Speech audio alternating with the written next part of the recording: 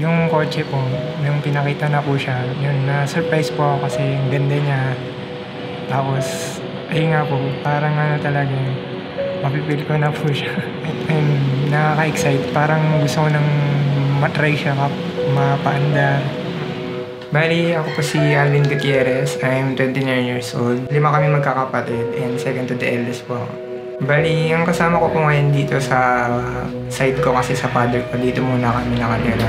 Bali, ngayon po kasi hindi po na ako nakakapag-work dahil nga po sa previous na work ko, nagkaroon po ako ng spot sa baga po. Kaya nahinto muna ako sa pag-work. Saka medyo anong oras na po kami nakaka-uwi. Mas madalas na nga po mag-online dahil nga po kasi mas convenient.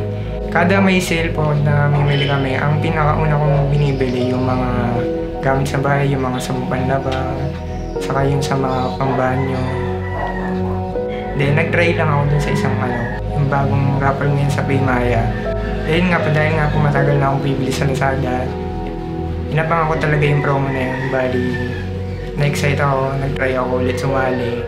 Habang bibili ako, ginagamit ko yung code sa Paymaya. Then, hindi ko in-expect na mananalo. Mapipili ako dun. Then, hanggang sa naka-receive ako ng email na ako ngayon nanalo. Tinanong ko talaga kung totoo ba talaga siya.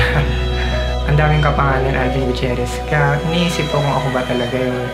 Yung plano po namin dun sa car, baka po, parang yun muna po yung ipang-business ko na para ipaparan muna siya. Dahil nga po, parang hindi muna ako nakapag-work. Parang yun muna yung magiging tulong ko muna sa parents ko. Balak sana namin mag-travel tong Holy Week sa province namin sa Pangasinan.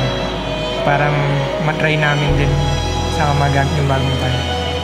Gusto ko rin share na yung nga time na tinawagan ako. Hindi ko expect kasi birth month ko yun.